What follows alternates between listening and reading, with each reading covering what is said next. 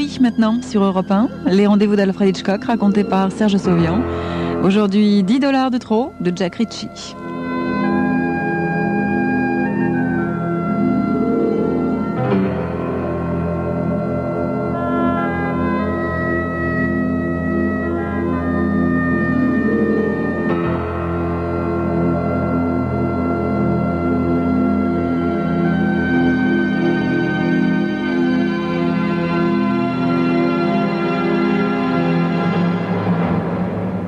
Le commissaire au compte me dit soudain: « Écoutez, monsieur Webster, nous ne pouvons pas accepter cela. » Mais accepter quoi, monsieur Stuart? Vous avez trouvé un déficit? Ce n'est pas cela, monsieur Webster. C'est même l'inverse, voyez-vous. Votre banque a 10 $ de trop en coffre.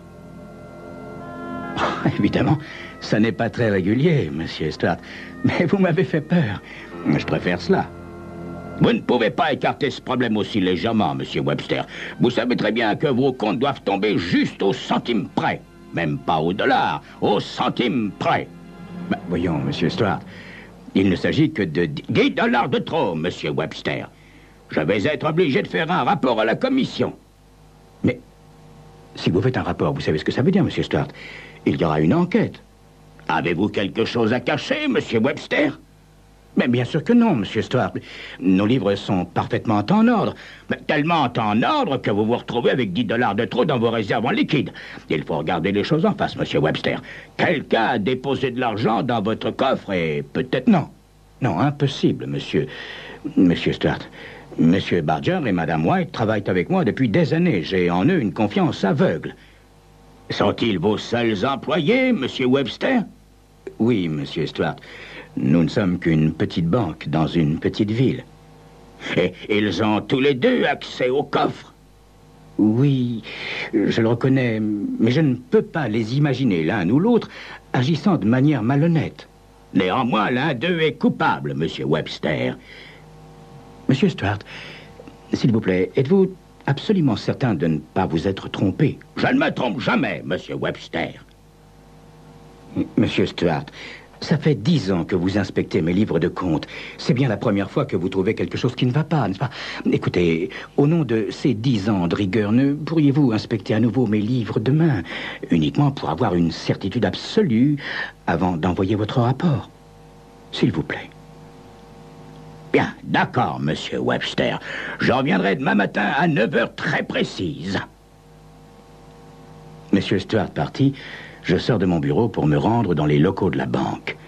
L'heure de la fermeture est passée, mais M. Barger et Mme White sont toujours à leur poste, derrière leur comptoir. Mes bons amis, savez-vous ce que M. Stuart a découvert? Il y a 10 $ de trop. Vous vous rendez compte de tout ce que cela signifie? Il va y avoir une enquête. Le bruit va se répandre que nous tenons nos livres de compte de façon négligente et je ne serais pas étonné que tous nos clients se précipitent à la banque pour retirer leurs fonds. J'avoue que je n'arrive pas à comprendre. Voilà plus de 20 ans que vous travaillez tous les deux avec moi. Je pensais que nous ne nous contentions pas d'avoir des rapports d'employeurs à employés. Je pensais que nous étions des amis. Je ne sais pas lequel d'entre vous est responsable, ni quelles sont les circonstances qui vous ont conduit à agir ainsi. Mais après tout, puisqu'il ne s'agit que de 10 $, il me semble que nous pouvons facilement rectifier cette erreur. Heureusement, j'ai réussi à persuader M. Stuart de revenir demain effectuer une nouvelle vérification. Alors maintenant, je vais tout simplement aller retirer du coffre un billet de 10 $. Ainsi, nos liquidités seront au niveau voulu. Ce n'est pas véritablement du vol, n'est-ce pas? Je ferai don de ces 10 $ à la Croix-Rouge ou à quelque œuvre de charité. Henry Barger est un petit homme mince et voûté, de quelques années plus âgé que Mme White. C'est lui qui prend la parole. Ah, monsieur Webster, c'est pas possible. Je viens de fermer la salle des coffres et de mettre la minuterie en marche. La porte ne se rouvrira pas avant 9 h demain matin. Nous pourrions peut-être retirer les 10 $ demain matin. Non, Henry. Stuart m'a assuré qu'il sera là à 9 h précises et je ne l'ai jamais vu en retard. Je suis chez moi dans la soirée quand ma sonnette résonne. Je vais ouvrir.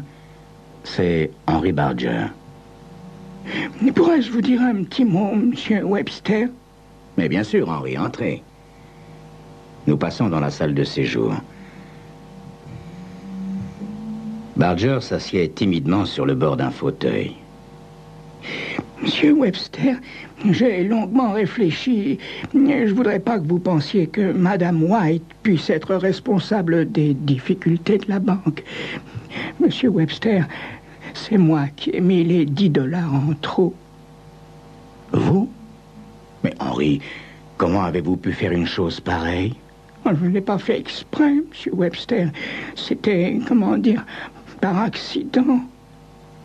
Et comment cela s'est-il produit, Henry? Les courses, Monsieur Webster. Les courses? Oui. Je connais un bookmaker à Clinton, Monsieur Webster. C'est une boîte assez importante avec une douzaine d'employés, si c'est pas plus. Tout le temps au téléphone. Ils prennent des paris de partout, même de New York et de Philadelphie. Vous avez joué aux courses, Henry? Oui, Monsieur Webster. Vous comprenez, il y avait les factures de l'hôpital et j'avais du mal à rembourser mon prêt. Je ne gagne vraiment pas beaucoup, Monsieur Webster. Je le regrette, Henry, mais enfin, vous savez que nous sommes une petite banque. Oh, je ne me plains pas, Monsieur Webster. Je connais la situation. Enfin, Henry, vous savez bien qu'on ne peut pas gagner de l'argent aux courses de chevaux, voyons. Oui, c'est vrai, Monsieur Webster. D'abord, ça a été 2 $, et puis 5, et puis 10. Bon, je gagnais de temps en temps, bien sûr, mais je ne faisais que m'enfoncer davantage chaque jour. Et où preniez-vous l'argent, Henry?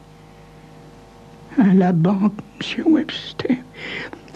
Après avoir pris environ 2000 $, je me suis rendu compte que je ne serais jamais capable de rembourser la banque, à moins de faire un coup fumant, comme on dit.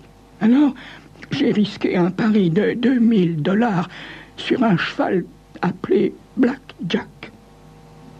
Et vous avez perdu, bien évidemment. C'est toujours comme ça. Non, Monsieur Webster, non. Black Jack est arrivé à 10 contre 1. Alors, j'ai pu régler les factures de l'hôpital. J'ai pu rembourser mon prêt dans sa totalité. Et j'ai remis dans le coffre l'argent que j'avais emprunté. Je suppose que j'ai dû remettre 10 $ de trop.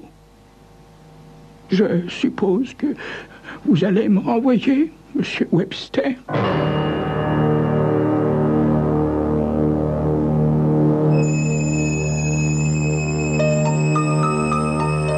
Quelle décision va prendre Monsieur Webster?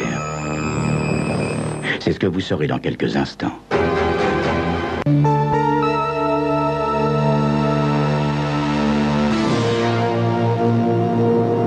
À quoi bon renvoyer Henry Barger maintenant? Il a remboursé la banque. Inquiet, il me suit du regard tandis que j'arpente nerveusement la pièce. Henry, il faut que d'une façon ou d'une autre, nous parvenions dans la chambre au coffre avant Stuart. Finalement, une idée me vient. J'y suis. Il suffit que nous fassions en sorte que Stuart ne soit pas à la banque au moment où le coffre s'ouvrira. Oui, Monsieur Webster, mais comment? Dites-moi, Henry, quand il vient en ville, il descend toujours à l'hôtel des armes. Ça n'est pas très loin de la banque. Je sais qu'il vient toujours à pied. Oui, Monsieur Webster. Eh bien, je vais me trouver passer par là par hasard et je le prendrai dans ma voiture. Je me débrouillerai en chemin pour tomber en panne, de façon à ne pouvoir être à la banque à 9 heures précises. Oh oui, Monsieur Webster. Et moi, j'y serai quand la salle des coffres s'ouvrira. Je me précipiterai pour retirer les 10 $. Parfait, Henry. À présent, promettez-moi une chose. C'est la dernière fois que vous puisez de l'argent dans la banque. Oh oui, croyez-moi, Monsieur Webster, la leçon apportée, comme on dit. Ça ne paye pas de jouer aux courses. Le lendemain matin, j'achève de petit déjeuner au bar en bas de chez moi quand Madame White paraît sur le seuil. D'un air hésitant, elle s'approche de ma table. Monsieur Webster, je n'ai pas fermé l'œil de la nuit parce que je me faisais vraiment trop de soucis.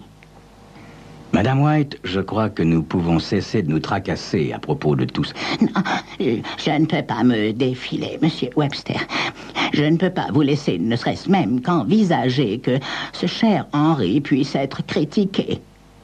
Monsieur Webster, c'est moi qui ai mis les 10 $ supplémentaires dans le coffre. Vous comprenez, Monsieur Webster, j'ai eu 6 enfants. J'ai 8 adorables petits-enfants. Et, mon Dieu, les temps ne sont pas aussi faciles qu'ils pourraient l'être, n'est-ce pas? Chacun a besoin que je l'aide de temps en temps. Aucun d'eux n'avait suffisamment de références pour obtenir un prêt de la banque. Alors, parfois, j'ai essayé de leur faciliter un peu la vie, vous comprenez? Combien avez-vous pris, Madame White? Ce sont tous des gens très bien, Monsieur Webster, mes enfants. Courageux, méritants, étant donné que je travaille dans une banque où il y a un tas d'argent qui ne reste à rien faire. Combien avez-vous pris, Madame White? 2500 $ et 98 cents. J'éprouve momentanément une certaine curiosité quant aux 98 cents, mais je l'écarte. Madame White, vous avez fait une grosse bêtise. Oh oui, Monsieur Webster. Vous comprenez, 20 $ par-ci, 20 $ par-là, et tout cela s'est additionné. Et bien entendu, Madame White, aucun de vos enfants ne vous a remboursé. Ah, mais si, Monsieur Webster. Chacun d'eux et jusqu'au dernier centime. Mais je croyais avoir scrupuleusement noté ce que je prenais. D'une façon ou d'une autre, un billet de 10 $ a dû s'ajouter aux autres, voyez-vous. Monsieur Webster, j'endosse la pleine responsabilité de ce que j'ai fait. Je suis prête à payer ma faute. Je ne regrette rien. J'ai eu une vie bien remplie. J'espère seulement qu'on autorisera mes petits-enfants à venir me voir en prison. Je ne pense pas qu'on en arrive là, Madame White. Vous allez me renvoyer, Monsieur Webster. J'ai perdu votre confiance. Non, Madame White. J'ai déjà établi un précédent. Oh, Monsieur Webster, vous seriez étonné d'apprendre tout le bien qu'a fait cet argent, au lieu de rester à moisir dans ce vieux coffre. Élise a pu acheter la machine à laver dont elle avait tant besoin avec ses 3 petits-enfants. Et Marianne a pu s'acheter une robe pour la fête de l'école. Voyez-vous, sa vie aurait été absolument gâchée si elle n'avait pu trouver les 45 $ 98 cents. Madame White, je crois que nous allons pouvoir tout arranger. Oh, vous le pensez vraiment, Monsieur Webster? Oui, Madame White. Je vais prendre Monsieur Stuart dans ma voiture et sur le chemin de la banque, j'aurai quelques ennuis mécaniques. Et pendant ce temps-là, Henri sera dans la salle des coffres au moment où elle s'ouvrira, de façon à épurer la situation. Oh, quelle idée brillante, Monsieur Webster. Mais vous feriez bien de vous dépêcher. Mais j'ai tout mon temps, Madame White. Il n'est que 8h15.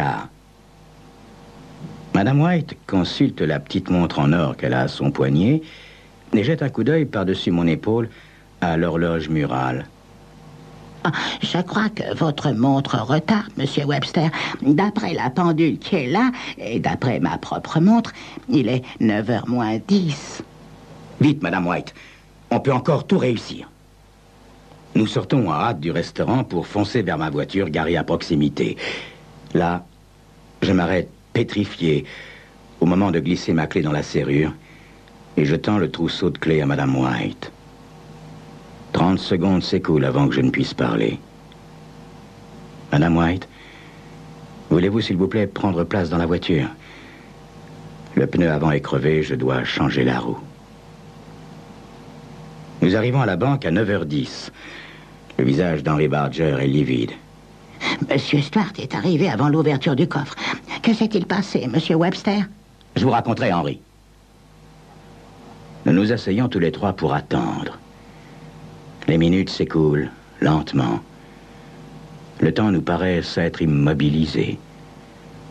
Enfin, à 10h30, Stuart ressort de la salle des coffres. Son visage est rouge de confusion. Ça aurait pu arriver à n'importe qui, n'est-ce pas? Pardon? Quoi donc, Monsieur Stuart? Il agite la liasse de billets de 10 $ qu'il tient à la main. Dieu sait comment un de ces billets s'est plié en deux, si bien que lorsque j'ai vérifié cette liasse hier, j'ai compté 2 fois le même billet. 2 fois, vous imaginez? Si j'avais compté la liasse de l'autre côté, il vous aurait manqué 10 $.